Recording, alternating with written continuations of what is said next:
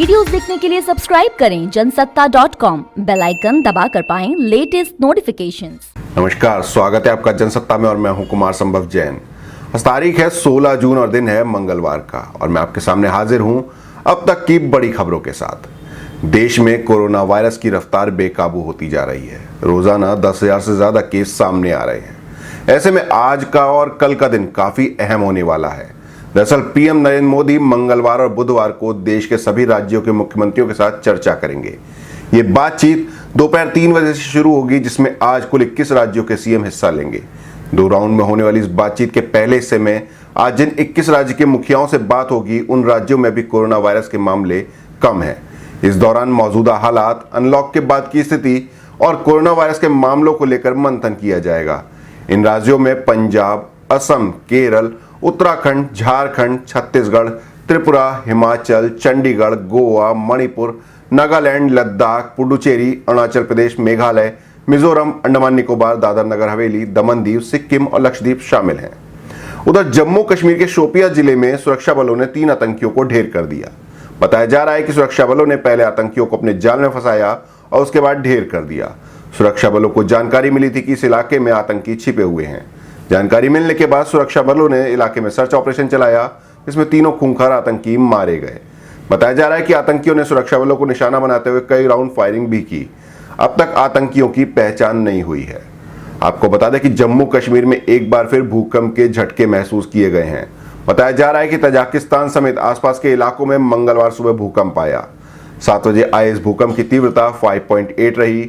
भूकंप का केंद्र तजाकिस्तान के दंस हाम्बे में से 341 किलोमीटर दूर था, लेकिन इसका असर जम्मू कश्मीर में भी देखने को मिला। ऐसे में लोग घरों से बाहर निकल आए।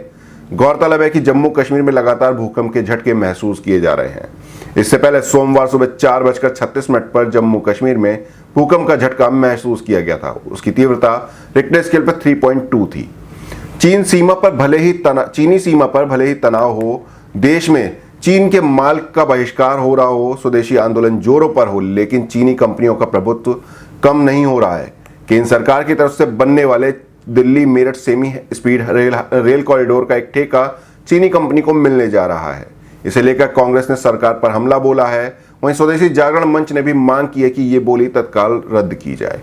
बता दें कि Delhi Meerut regional rapid transit system project के लिए अंडरग्राउंड स्ट्रेच बनना है। इसके लिए सबसे बड़ी बोली चीन की एक company Shanghai tunnel engineering company limited ने लगाई है। ऐसे समय में जब देश में चीन के खिलाफ माहौल है और चीनी माल के बहिष्कार की बातें की जा रही हैं, तो करीब 1100 करोड़ रुपए का यह ठेका चीनी कंपनी को मिलने से विपक्ष हमलावर हो गया है। उधर उत्तर प्रदेश की योगी आदित्यनाथ सरकार ने 14 आईपीएस अधिकारियों का तबादला कर दिया है।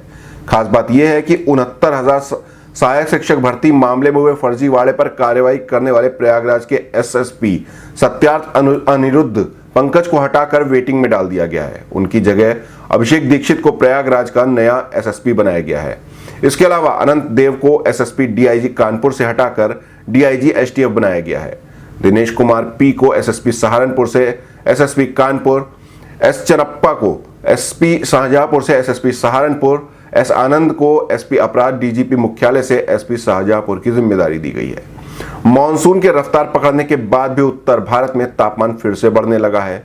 वहीं कई राज्यों में भारी बारिश की संभावना का अलर्ट जारी किया गया है। राजस्थान के कई जिलों में अगले 24 घंटे तक लू चलने की चेतावनी दी गई है। मौसम विभाग के मुताबिक इस हफ्ते मानसून की रफ्तार धीमी रहेगी। इसके बावजूद मुंबई समेत महाराष्ट्र और गुजरात में भारी बारिश का अलर्ट जारी किया गया है। मौसम विभाग के मुताबिक कोंकण और मुंबई में मंगलवार को भारी से बहुत भारी बारिश होने की संभावना है। आपको बता दें कि भारत अब नेपाल से सीमा विवाद पर बातचीत को तैयार हो गया है। नई दिल्ली ने काठमांडू से बातचीत के जरिए समस्या को सुलझाने की कवायद तेज कर दी है। आधिकारिक सूत्रों ने संकेत दिया है कि नई दिल्ली सीमा विवाद पर काठमांडू के साथ बातचीत करने के लिए तैयार है। अगर केपी शर्मा ओली सरकार अनुकूल माहौल और सकारात्मक स्थिति बनाती है तो सूत्रों ने बताया कि ओली सरकार को नए नक्शे की नेपाली संसद में मंजूरी लेने की प्रक्रिया फिलहाल स्थगित करने और बातचीत के लिए संदेश बैक चैनल से भिजवाए गए हैं। वहीं रक्षा मंत्री राजनाथ सिंह ने भी नेपाल और भारत के संबंधों का हवाला देते हुए कहा है कि दोनों देशों के बीच रिश्ते रोटी और बेटी से जुड़े हुए हैं। इसे कभी ना तो भुलाया जा सकता और ना ही झुटलाया जा सकता है। अब हम अंतरिक्ष की खबरों से रूबरू होते हैं। दरअसल इस हफ्ते पृथ्वी के करीब से 5 एस्टेरॉयड गुजरने वाले हैं। अमेरिकी स्पेस एजेंसी नासा ने इसकी जानकारी दी। नासा ने बताया कि पिछले हफ्ते ही एक एस्टेरॉयड पृथ्वी और चंद्रमा के बीच से होकर गुजरा है। वैज्ञानिक उसे ट्रैक करने में चूक गए। नासा ने बताया कि ऐसी गलती बहुत भारी पड़ सकती है। देश में कोरोना वायरस से बुरी तरह प्रभावित मुंबई में महामारी से मौत के आंकड़ों में फर्जीवाड़े का मामला सामने आया है। यहां कम से कम 451 कोविड-19 मरीजों की मौत की जानकारी बीएमसी ने नहीं दी है। राज्य सरकार द्वारा बड़े पैमाने पर डेटा मिलान में ये जानकारी सामने आई। सोमवार तक के आंकड़ों के मुताबिक मुंबई में 59,293 लोगों को संक्रमण की पुष्टि हो चुकी है और 2,250 लोगों की मौत हो चुकी है। वहीं बीएमसी के डेटा के मुताबिक 8 कोविड मरीजों की मौत किसी अन्य बीमारी के चलते हुई। बीएमसी ने 451 मौतों में से 57 को चौंकाने वाले ढंग से मृत्यु के रूप में दर्ज किया था। वहीं 371 मौतों की रिपोर्ट अभी पेंडिंग है। उधर मेरठ में कोरोना संक्रमण के मामले बढ़ने के साथ ही प्रशासन ने 48 घंटे का सख्त लॉकडाउन लगाने का फैसला किया है। आपको बता दें कि मेरठ में बीते 4 दिनों में 99 केस सामने आए हैं। इसके बाद प्रशासन ने संक्रमण की चेन तोड़ने के लिए यह फैसला किया। इस संबंध में जल्द ही आदेश जारी किए जाएंगे। अगर पूरे देश की बात करें तो पिछले 24 घंटे के दौरान कोरोना संक्रमण के 10,667 नए मामले सामने आए हैं। इस दौरान 380 मरीजों की मौत हो गई। इसके साथ ही देश में कोरोना मरीजों की कुल संख्या 3,43,091 हो गई है। इनमें 1,53,178 एक्टिव केस हैं और 1,80,000 से ज्यादा मरीज ठीक हो चुके हैं। केंद्रीय स्वास्थ्य मंत्रालय के अनुसार देश में कोरोना से मरने वालों का कुल आंकड़ा 9,900 हो गया है। उधर पूरी दुनिया में कोरोना वायरस से अब तक 4,39,196 लोगों की मौत हो चुकी है। संक्रमितों का आंकड़ा 81,18,671 हो गया है। अब तक 42,16,16,318 लोग ठीक हो चुके हैं। ये थी अब तक की बड़ी खबरें। आपको हमारी रिपोर्ट कैसी लगी कमेंट बॉक्स में जरूर बताएं। देश दुनिया की और भी खबरों से रूबरू होने के लिए बने रहिए जनसत्ता के साथ।